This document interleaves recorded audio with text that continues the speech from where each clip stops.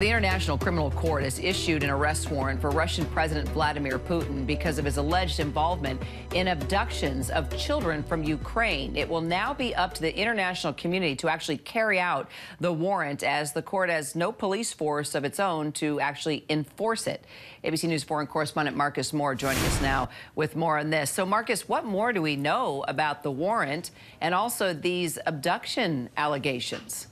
Well, hey, Kira, good to be with you. These warrants coming out just today, and according to the International Criminal Court, they are related to allegations that President Vladimir Putin and another top official, the Commissioner of Children's Rights for the office of the President of the Russian Federation, essentially abducted children from Ukraine. The ICC releasing a statement saying that Mr. Putin was either individually criminally responsible for either committing these acts directly or for his failure to exercise control properly over the civilian or military subordinates who committed the acts themselves, or he allowed their commission. Again, that's according to the ICC. It's a part of the allegations that have been made. And this, of course, is something that we have been following for months now. Our Britt Clinton, as you know, Kira, has done extensive reporting on the alleged abductions of numerous children. In fact, she featured a family, a father who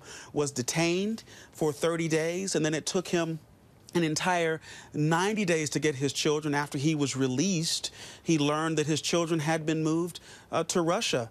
And it set off an effort on his part to try to be reunited with them. According to officials in Ukraine, 11,000 children have been deported illegally, and only 100 of them, according to Ukrainian officials, have made it back to Ukraine. And so this is a major issue, and certainly one among many that critics have pointed towards in their allegations of war crimes, of not only abductions but also genocide as well. So, Kira, it goes without saying that this is very significant, and we will watch to see what happens in the days ahead.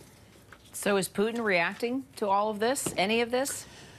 We haven't heard directly from Putin, but we have heard from his people, including Dmitry Peskov, who's his press secretary. He has said today that, quote, "We consider the very posing of the question outrageous and unacceptable."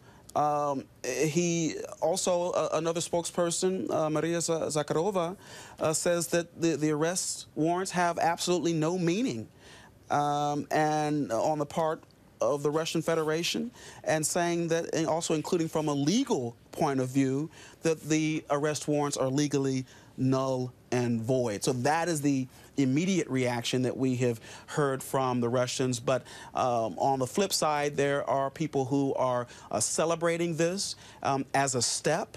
And certainly those who have alleged that war crimes have taken place, they are encouraged by this late word from the ICC, which, by the way, the president of the ICC has visited Ukraine 4 times in their efforts to establish whether war crimes have been committed, and they are now saying that there is evidence to support the allegations.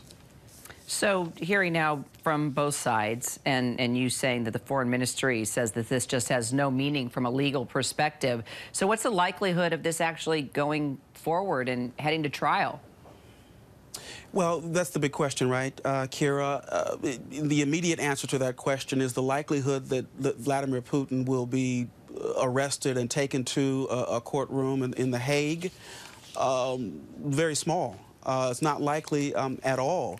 But as many will say, it is not impossible. But even the president of the ICC says, and as you have just mentioned, they do not have a police force. They cannot enforce the warrants themselves. And he's quoted as saying that it will be up to the international community to cooperate and see this through. But everyone seems to acknowledge that whatever court proceedings will follow these arrest warrants, if they are executed successfully, that any trial is a long way off. But as we have seen throughout history, these trials have indeed occurred. But the question immediately of whether or not Vladimir Putin will end up in that courtroom at this point seems quite unlikely. All right, Marcus Moore. We will follow it. Thank you so much. Hi, everyone. George Stephanopoulos here. Thanks for checking out the ABC News YouTube channel. If you'd like to get more videos, show highlights, and watch live event coverage, click on the right over here to subscribe to our channel. And don't forget to download the ABC News app for breaking news alerts. Thanks for watching.